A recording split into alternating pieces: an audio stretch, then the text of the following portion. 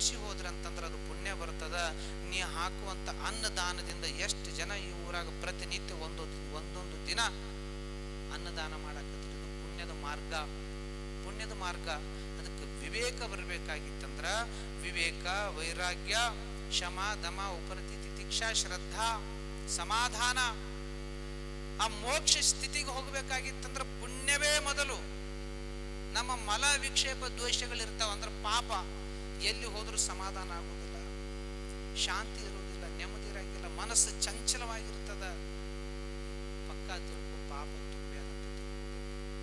ಅದಕ್ಕೆ ದಾನ ಮಾಡಬೇಕು. ದಾನ ಮಾಡೋದ್ರಿಂದ ವಿವೇಕ ವೃದ್ಧಿ ಆಗ್ತದ.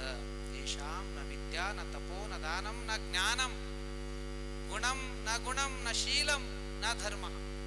ಯಾರಲ್ಲಿ ಧರ್ಮ ಇಲ್ಲ, ಶೀಲ ಇಲ್ಲ, ಗುಣ ಇಲ್ಲ, ವಿದ್ಯೆ ಇಲ್ಲ, ತಪಸ್ಸಿಲ್ಲ, ಇವರು ಭೂಮಿಗೆ ಭಾರ ಆಗ್ಯಾರ ಅಂತ ತಿಳ್ಕೋಬೇಕಂತ.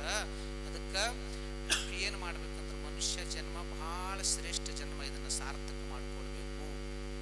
ಇದು ಸಾರ್ಥಕ ಮಾಡ್ಕೊಳ್ಬೇಕು. ಯಾವುದಕ್ಕೋ ನಮ್ಮ ಜೀವನವನ್ನು ವ್ಯರ್ಥ ಮಾಡಕ್ ಹೋಗಬಾರ್ದು.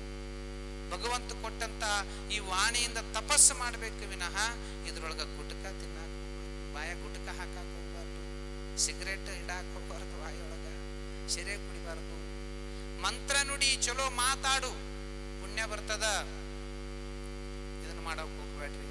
ಎಷ್ಟೋ ಜನ ನೋಡ್ರಿ, ಈಗೆಲ್ಲ ಮೊನ್ನೆ 12 ವರ್ಷದ ಹುಡುಗಿ, 14 ವರ್ಷದ ಹುಡುಗಿ, 16 ವರ್ಷದ ಹುಡುಗಿ 9 ಅಂತಸ್ತು ಬಿಲ್ಡಿಂಗಿನಿಂದ ಹಾರಿ ಪ್ರಾಣ ಬಿಟ್ರಂತ, ಆತ್ಮಹತ್ಯೆ ಮಾಡ್ಕೊಂಡ್ರು. ನಿಮಗೆ ಗೊತ್ತದಿಲ್ಲ? ಉತ್ತರ ಪ್ರದೇಶದ ಗಾಜಿಯಾಬಾದ್. ಯಾಕೆ ಪ್ರಾಣ ಬಿಟ್ರು?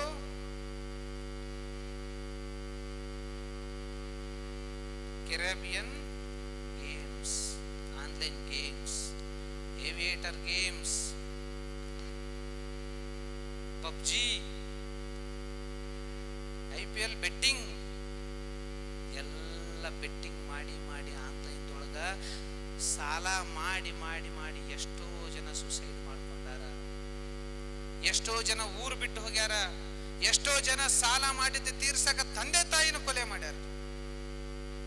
ಎಷ್ಟೋ ಜನ ಸಾಲ ಮಾಡಿದ್ದು ತೀರ್ಸಕ ತಂದೆ ತಾಯಿ ಗಳಿಸಿಟ್ಟಂತ ಬಂಗಾರವನ್ನ ಮನ್ಯಾಗ ಇದ್ದವರ ಕಳ್ತನ ಮಾಡ್ಯಾರ. ಯಾಕಿಷ್ಟೆಲ್ಲ ನಾಚಾರ?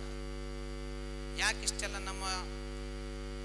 ನಮ್ಮ ಬುದ್ಧಿ ಕಾರ್ಯಗಳನ್ನು ಯಾಕೆ ಮಾಡಾಕತ್ತು? ವಿವೇಕ ಇಲ್ಲ. ಅದಕ್ಕೆ ವಿವೇಕದಿಂದ ನಾವು ಜೀವನ ಮಾಡಬೇಕಾಗ್ಯದ.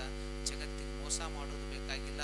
ನಮ್ಮ ತಂದೆ ತಾಯಿಗೆ, ನಮ್ಮ ಕುಟುಂಬಗಳಿಗೆ ಮೋಸ ಮಾಡೋದು ಬೇಕಾಗಿಲ್ಲ. ನಾವು ಶುದ್ಧ ಜೀವನ ನಡೆಸಬೇಕಾಗ್ಯದ, ಸಾರ್ಥಕ ಜೀವನ ನಡೆಸಬೇಕಾಗ್ಯದ. ಅದಕ್ಕೆ ಕುಡಿತದಿಂದ ಎಷ್ಟೋ ಸಂಸಾರಗಳ ನಾಶ ಆಗ್ಯಾವ.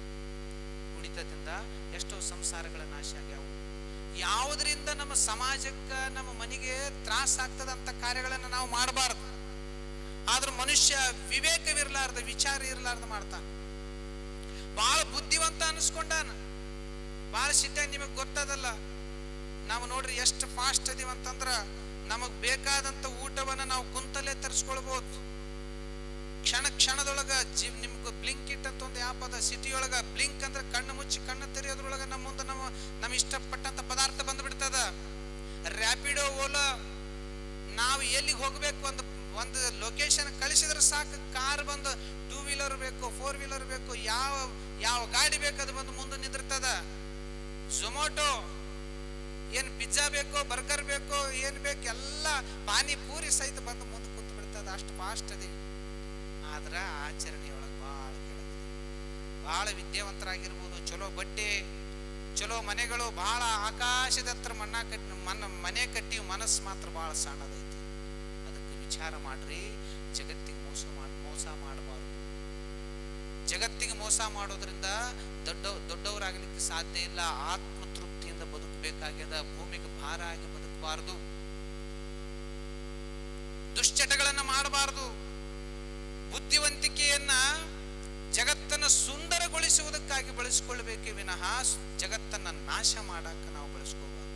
ಇವತ್ತು ವಿದ್ಯಾವಂತರು ಎಲ್ಲೂ ಹಂತಕರಾಗ್ಯಾರ. ವಿದ್ಯಾವಂತರಿಂದಲೇ ಎಲ್ಲ ಬಾಂಬ್ ಬ್ಲಾಸ್ಟ್ ಆಗಾಕತ್ತಾವ. ಎಲ್ಲ ವಿದ್ಯಾವಂತರೇ ಮಾಡಾಕತ್ತಾರ. ಎಲ್ಲ ಅನಾಹುತಕ್ಕೆ, ದೊಡ್ಡ ದೊಡ್ಡ ಅನಾಹುತಕ್ಕೆ ಶಾಲೆ ಕಲಿಲಾರದಂತ ಮನುಷ್ಯ ಇವತ್ತು ಧಾರ್ಮಿಕ ವ್ಯಕ್ತಿಯಾಗಿ ಬದುಕಾಕತ್ತಾನ. ಅವನಿಂದ ಏನು ದೊಡ್ಡ ದೊಡ್ಡ ಪಾಪ ಕಾರ್ಯಗಳು ನಡೀತಾ ಇಲ್ಲ. ಶಾಲೆ ಕಲ್ತಂತವ್ರು ಬಹಳ ದೊಡ್ಡ ಆಘಾತಕಾರಿ ಘಟನೆಗಳನ್ನು ಮಾಡಾಕತ್ತಾರೆ.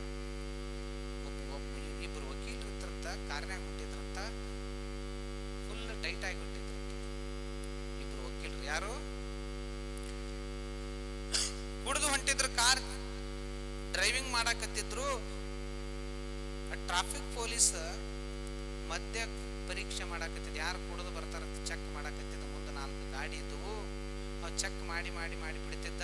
ಇವರಿಬ್ರು ವಕೀಲರು ಕಾರ್ ಡ್ರೈವಿಂಗ್ ಮಾಡಾಕತ್ತಿದ್ರು, ಫುಲ್ ಕುಡಿದಿದ್ರು. ಆ ಚೆಕ್ ಮಾಡಿದ್ ನೋಡಿದ್ರು, ಪಟಾಪಟ ಇಳಿದು ಬಂದು ಹಿಂದೆ ಕುಂತ್ರು. ಅವ್ರು ಹಿಂದೆ ಕುಂತು ಬಿಟ್ರು. ಆ ಪೊಲೀಸ್ ಚೆಕ್ ಮಾಡ್ಕೋತ ಬಂದ. ಟ್ರಾಫಿಕ್ ಪೊಲೀಸ್ 3 ಕಾರ್ ಮುಂದೆ ಕಳಿಸಿದ. ಇವ್ರ ಕಾರಿಗೆ ಕೈ ಮಾಡಿದ, ಬರ್ಲಿಲ್ಲ. ಅವರೇ ಬಂದ್ರು. ಯಾಕೆ ಮುಂದೆ ಬರ್ಲಿಲ್ಲ ಅಂತ ಕೇಳಿದ್ರು.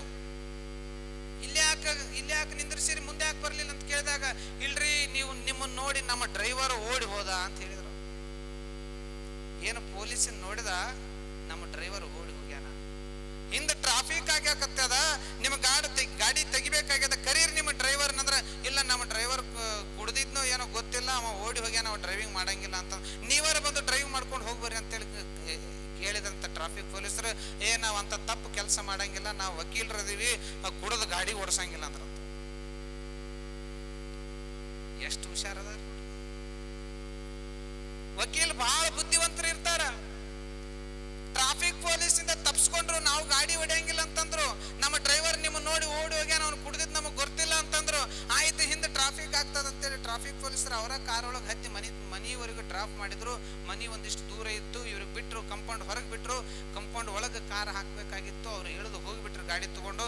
ಇವ್ರು ಕಂಪೌಂಡ್ ಒಳಗೆ ಪಾರ್ಕ್ ಮಾಡಕ್ ಹೋದಾಗ ಬ್ರೇಕ್ ಒದೆಯೋ ಬದಲ ರೇಸ್ ಒತ್ತು ಗಾಡಿ ಕಂಪೌಂಡಿಗೆ ಗಾಡಿ ಗುದ್ದಿ ಸತ್ ಹೋಗ್ಬಿಟ್ರಂತ. ಅಂದ್ರ ನಶೆ ಜಗತ್ತಿನೊಳಗ ನಾವು ಯಾರಿಗಾದ್ರೂ ಮೋಸ ಮಾಡಬಹುದು, ಅವರಿಂದ ನಾವು ತಪ್ಪಿಸ್ಕೊಳ್ಬಹುದು. ಆದ್ರ ಆ ನಶೆಯಿಂದ ತಪ್ಪಿಸ್ಕೊಳಕ್ ಆಗೋದಿಲ್ಲ. ಅದಕ್ಕೆ ಜೀವನದೊಳಗೆ ಬಹಳ ಎಚ್ಚರದಿಂದ ನಾವು ಜೀವನ ಮಾಡಬೇಕು. ಭೂಮಿಗೆ ಭಾರ ಆಗಬಾರ್ದು. ಜೀವನದೊಳಗೆ ಒಳ್ಳೆ ಒಳ್ಳೆ ಕೆಲಸಗಳನ್ನು ಮಾಡಬೇಕು. ಆ ಒಳ್ಳೆ ಕೆಲಸಗಳನ್ನು ಮಾಡುವಂತ ಶಕ್ತಿ ಸಾಮರ್ಥ್ಯ ಸದ್ಗುರುನಾಥ ನಮಗೂ ನಿಮಗೂ ಕೊಡ್ಲಿ ಅಂತ ಹೇಳ್ತಾ ನನ್ನ